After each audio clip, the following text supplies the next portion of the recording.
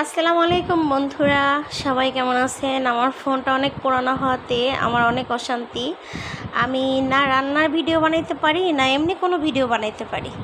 কি একটা প্রবলেমে আছি, আসলে গরিব হলে যা হয় আর কি। তো যাই হোক, আজকে পাট শাক ভাজি করতেছি, আপনাদের সাথে শেয়ার করলাম। আমার আবার শাকসুক তো সবাই পছন্দ করে, আর অনেকে করে কিনা আমি জানি না। আমার শাকসুকের ভিতরে বেশি পছন্দ যেমন হচ্ছে বতিয়া শাক, তারপরে পাট শাক, আরও অনেক শাক পছন্দ করি। তো যাই হোক, আমি সব শাকই পছন্দ করি।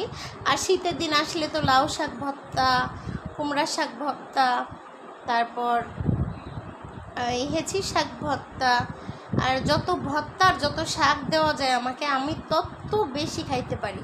আলহামদুলিল্লাহ, আল্লাহ আমার মুখে রুচি দিয়েছে, আমার খাওয়ার অভিজ্ঞতাও আছে। আমি খাইতেও পারি, রাঁধতেও পারি, খাইতেও পারি।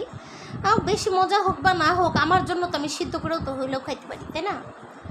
তো যাই হোক, সবাই কেমন আছেন? সবার সাথে আমার সিম্পল পাট শাক ভাজি দেখাইলাম। অনেকটাই বিজলা বিজলা হয়ে গেছে। মিষ্টি পাট শাক, এটা তিতা শাকটা একটু বেশি ভালো লাগে। লাড়াচাড়া দিতে দিতে পানিটাকে একবারে শুকিয়ে ফেললাম। পাট শাক তো এমনিতেই মিলে যায়। তো যাই হোক, কারা কারা আমার মতো এরকম পাট শাক পছন্দ করেন অবশ্যই কমেন্টে জানাবেন।